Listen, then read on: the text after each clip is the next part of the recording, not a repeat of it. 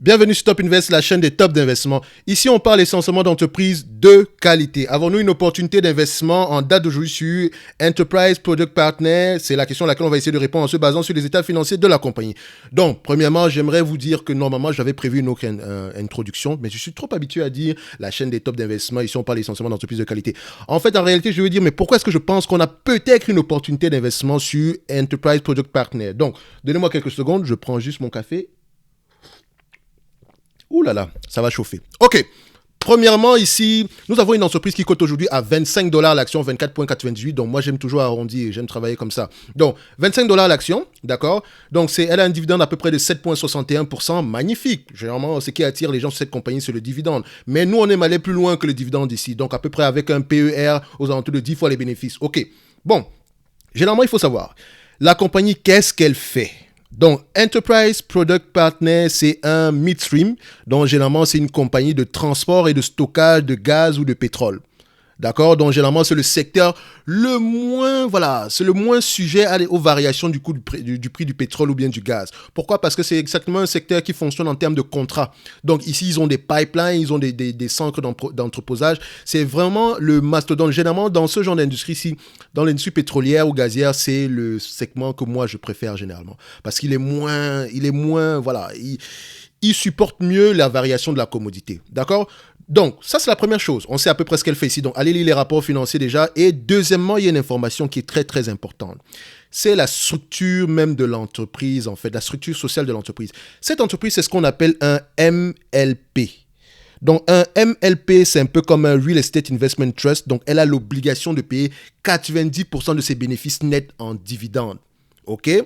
Et pour ceux qui suivent un peu l'histoire en fait du boom pétrolier aux États-Unis, parce que c'est à cause du boom pétrolier aux États-Unis qu'on a connu à peu près la période de baisse du pétrole entre 2014 et 2018-2019 par là, parce qu'il y a c'était une crise liée à la surproduction, parce que les États-Unis se sont rendus compte qu'ils ont énormément de pétrole, même s'il n'est pas aussi rentable que ça dans certaines zones à la fin de la journée, mais ils ont inondé le marché au point où ils sont devenus exportateurs nets. D'accord? Donc, il y a eu un boom des MLP aux États-Unis. Donc, les MLP, en fait, vous disiez que, OK, on est un peu comme des Real Estate Investment Trusts, donc on peut vous payer 90% de nos bénéfices en dividendes parce qu'on n'a pas énormément de dépenses en capital. Donc, il y a eu un boom de ce genre d'entreprise-là aux États-Unis. Et c'est ça, c'était un piège, en fait. Parce qu'en fait, les MLP, tout ce qu'ils voulaient faire, c'est de se financer à bas prix en émettant de nouvelles actions. C'est pour ça que vous allez voir que ce genre d'entreprise, ils ont émis énormément d'actions pendant une longue période de temps. Entre 2006 et 2014, le nombre d'actions a doublé ici. Donc, vous voyez que le prix ne faisait qu'augmenter. À partir de 2014, boum, la fête est terminée, tout a baissé. D'accord? Donc, à partir de 2014, ils ont continué à mettre des actions, mais de moins que ce qu'ils ont connu par le passé. OK? Donc, ça, premièrement, ce que vous devez vous rendre compte que c'est une entreprise ici. Si vous ne faites pas attention, elle va diluer ses actions. Si vous ne faites pas attention, toutes ne sont pas comme ça. Comment on appelle ça? Les moins sérieuses le font, les plus sérieuses le font moins. Mais tout le monde le fait. C'est déjà ça qu'il faut que vous compreniez. Ça, c'est la première chose.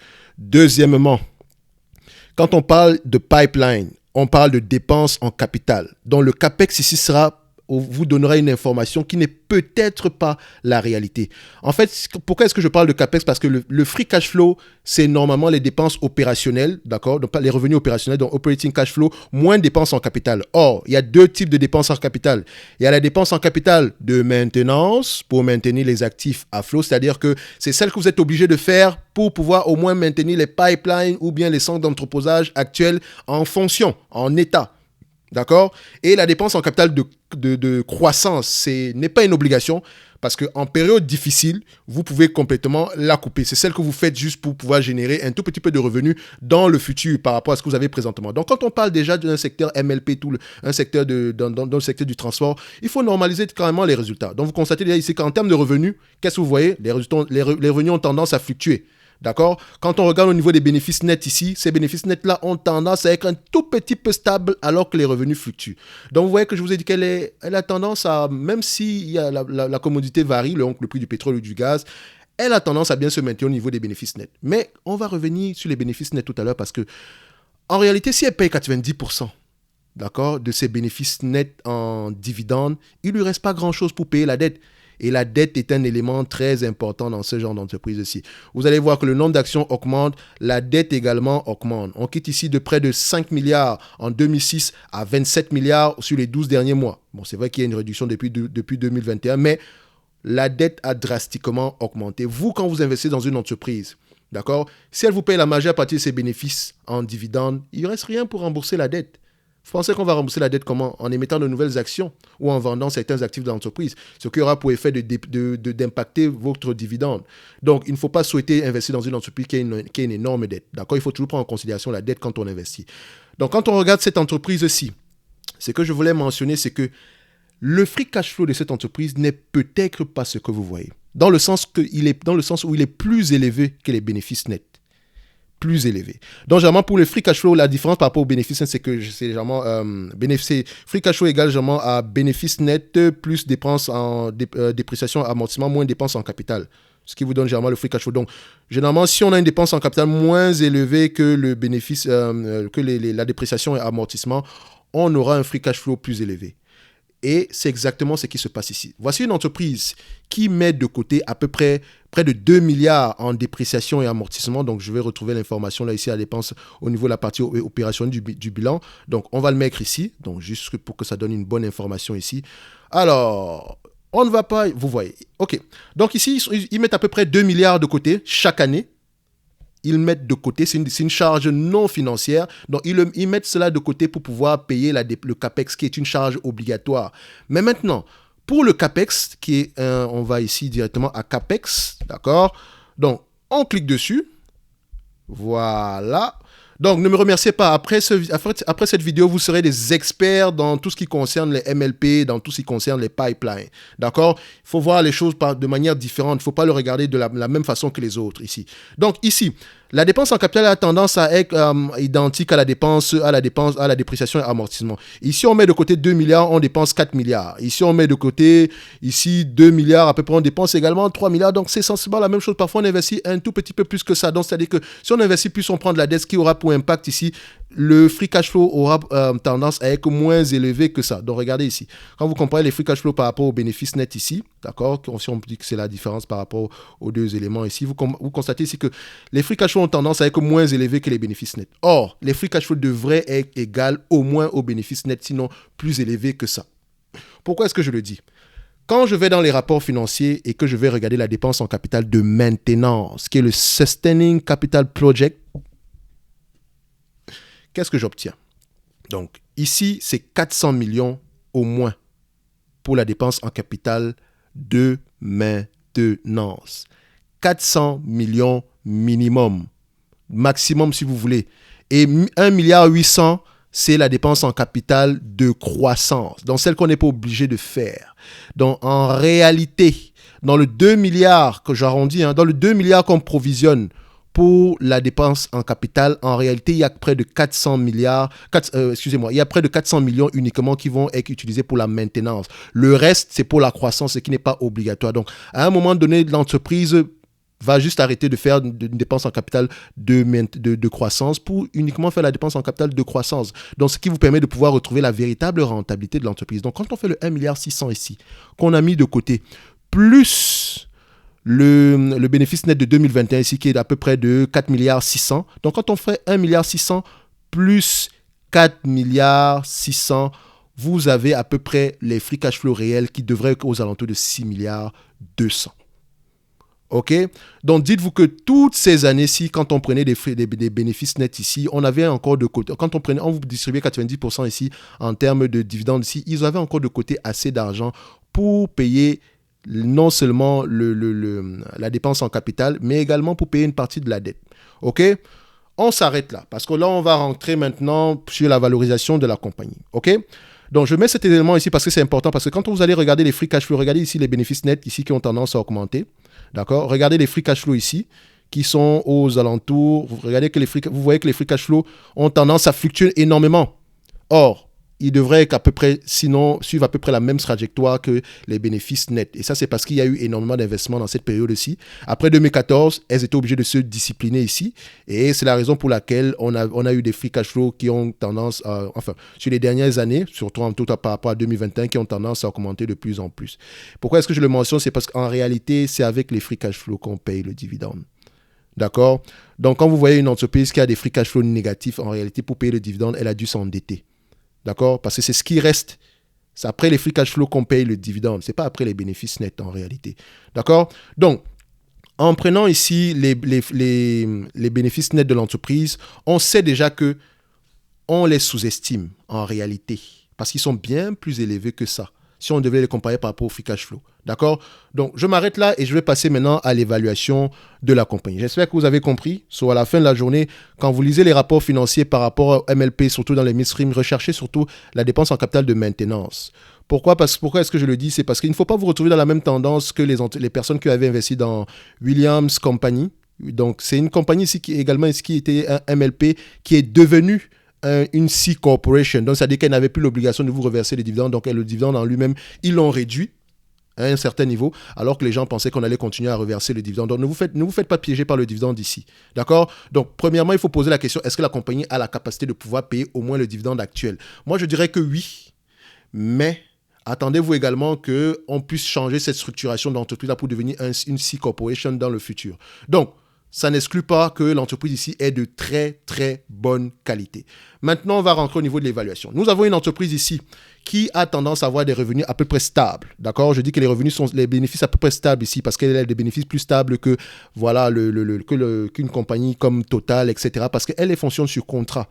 Ce n'est pas une entreprise qui est sujette à la variation du prix de pétrole. Si les volumes augmentent ici, les revenus auront tendance à augmenter ainsi que les bénéfices nets. D'accord? Donc, si vous faites passer plus de pétrole dans leur pipeline, ils prennent une commission supérieure. Et soit à la fin de la journée, ils prennent un contrat. On signe un contrat en avance. Ce sont des contrats qu'ils appellent take or pay. Donc, c'est-à-dire que soit vous faites passer si vous signez ce genre de contrat-là, même si vous ne faites pas passer du pétrole dans leur pipeline, vous devez les payer. Même si vous ne faites pas passer le volume qui était indiqué dans le contrat, le volume maximum, vous devez les payer. Admettons qu'il y a un de vos pipelines qui a eu un problème, un de vos puits de pétrole qui a un problème et que vous ne pouvez pas livrer, enfin, vous ne pouvez pas faire passer le volume qui était indiqué. Vous n'allez pas essayer de négocier. Non, vous les payez. Ce n'est pas leur problème. D'accord? Donc, ici, ils ont également des actifs cachés. Dans le sens où, quand on construit un pipeline, il n'y a pas de concurrence dans les pipelines.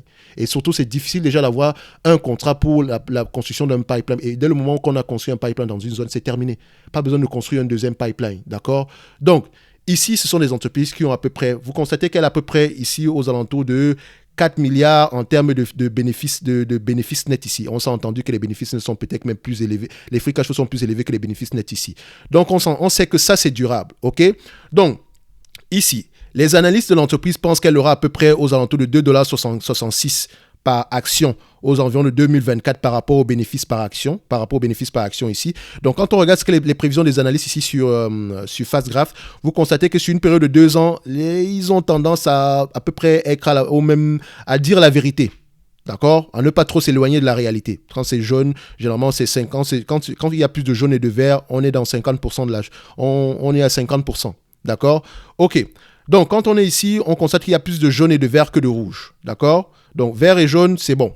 Rouge, c'est pas bon. Donc, ici, sur une dizaine d'années, sur à peu près 12 ans, vous voyez que ici, il y a 2 rouges et beaucoup de jaune, un tout petit peu de vert. Donc, ils ont tendance à dire la vérité à ce niveau-là. Donc, ici, les analystes prévoient qu'on aura à peu près aux alentours de 2,66 $ d'ici 2024. OK. 2,66 $. OK?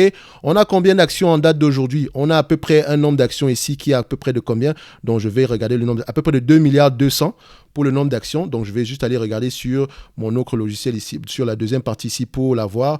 Donc, excusez-moi si c'est un tout petit peu long parce que je vais vous donner les bonnes informations. Je n'ai pas envie de me limiter aux dividendes ou à la croissance du dividende ou bien à ce genre d'informations-là.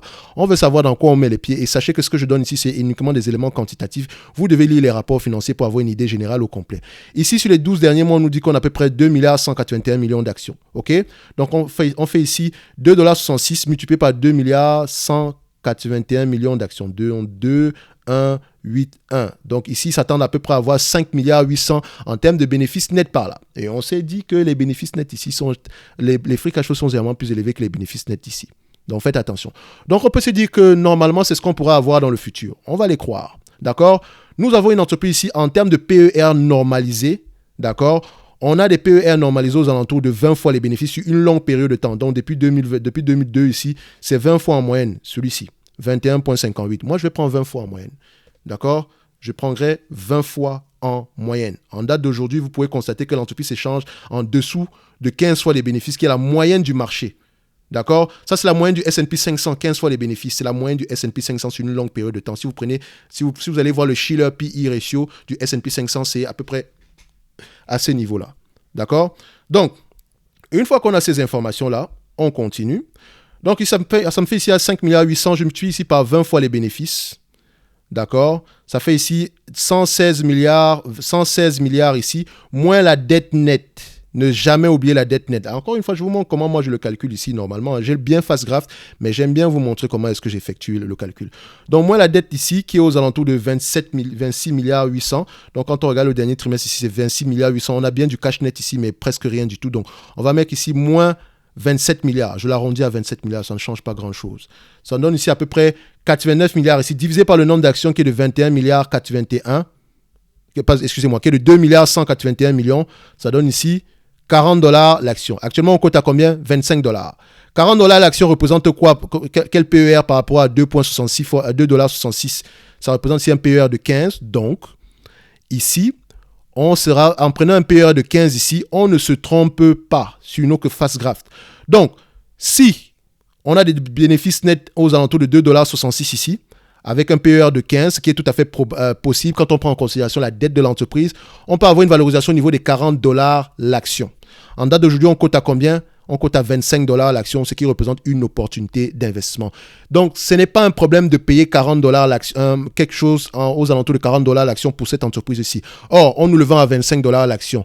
Ici, est-ce que l'entreprise est safe? Oui, on a vérifié que elle a assez d'argent pour payer la dette ici. Donc, quand on paye le dividende ici aux alentours, le dividende ici représente combien en date d'aujourd'hui? Ça représente à peu près aux alentours de... Donc, je vais juste aller regarder ici combien est-ce qu'il reverse pour le dividende en moyenne. Donc, on prend le chiffre rond pour que ce soit plus facile ici pour nous. Donc, on met dividende pour la recherche ici. Voilà. Donc, Apex, dividende. OK. Donc, il paye à peu près 4 milliards en termes de dividende ici. J'ai arrondi à 4 milliards ici, à peu près, quand on enlève cette information-ci. Voilà.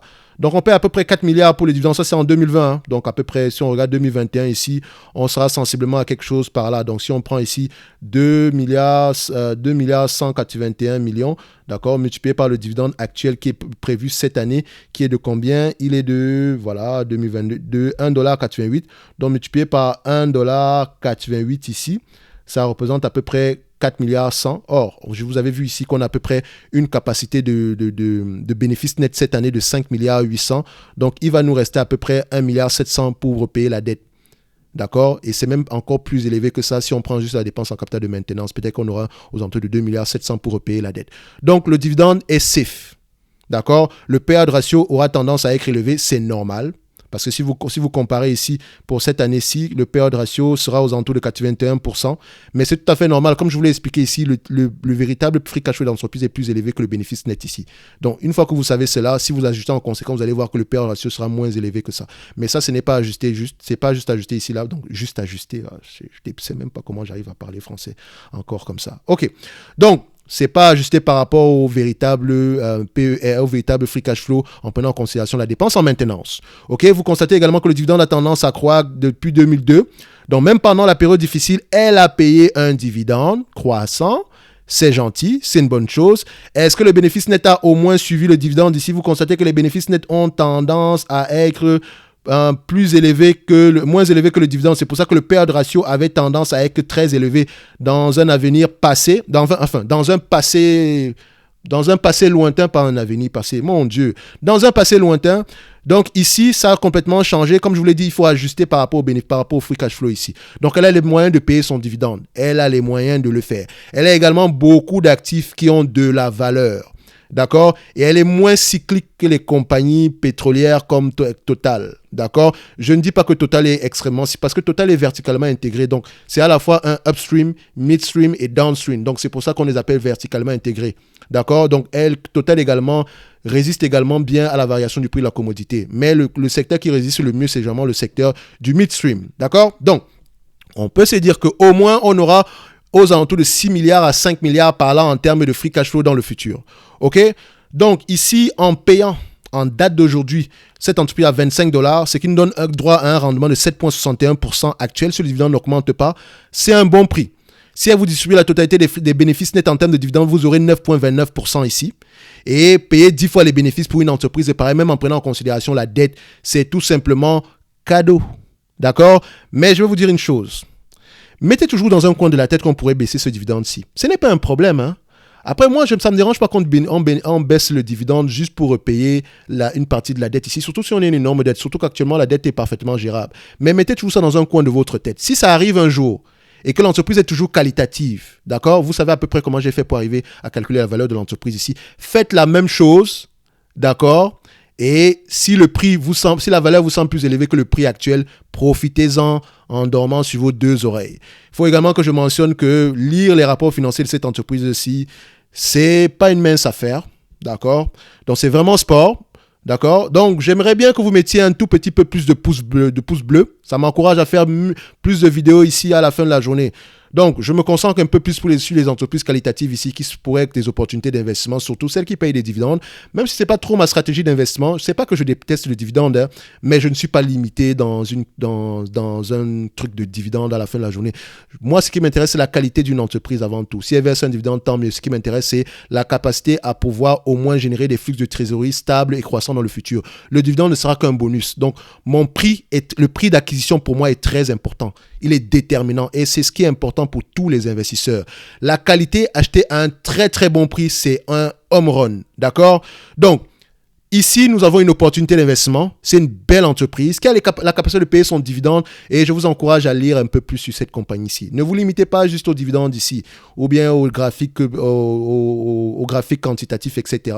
Donc ici, on va se dire une chose. Nous avons une opportunité d'investissement, le dividende est safe et le prix actuel est correct, la valeur est aux alentours de $40 minimum et ça ne représente que 15 fois les bénéfices et on peut s'attendre à ce que la croissance soit exactement, la croissance continue dans le futur. Donc parce que ceux qui pensent que le pétrole va disparaître du jour au lendemain, je ne fais pas partie de cette école-là, d'accord?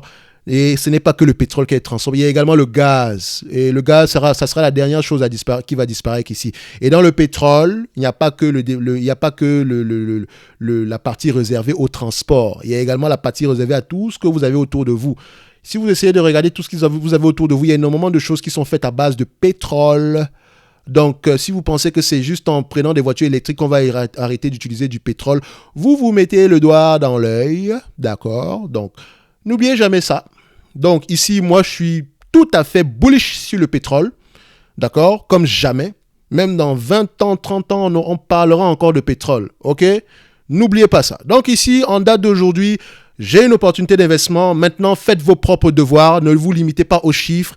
Et s'il vous plaît, si l'entreprise baisse de 10 à 20% demain, allez lire les rapports financiers. Ne posez pas de questions. Pourquoi est-ce que l'entreprise a baissé de 10% ou ce genre de choses-là? Quand vous achetez une entreprise de qualité, la variation journalière, on s'en fout éperdument. D'accord? Ce qui nous intéresse sont les rapports financiers. C'est si le scénario de départ, c'est-à-dire que est-ce que l'entreprise a les capacités de pouvoir générer encore plus de flux de trésorerie libre, stable et croissant dans le futur. C'est ça qui nous intéresse en tant qu'investisseurs. Donc ici, on se donne rendez-vous sur la prochaine vidéo et portez-vous bien. Enterprise Product Partner, opportunité d'investissement comme jamais. Donc n'oubliez pas également, petit bonus en passant, dans ce secteur-là, j'aime l'entreprise qu'on appelle MMP, qui est l'une des mieux gérées dans ce secteur. Si vous aimez EPD, MMP est de meilleure qualité que EPD, dans le sens où eux, ils sont encore mieux gérés que ça. Ce sont des gens qui sont vraiment consciencieux, ceux qui gèrent cette entreprise-ci. D'accord? Elle également représente une opportunité d'investissement et le dividende ici est solide. Simple. Maintenant, allez commencer à faire vos propres recherches. On va faire une vidéo dessus un jour. D'accord? Donc, à bientôt. Au revoir.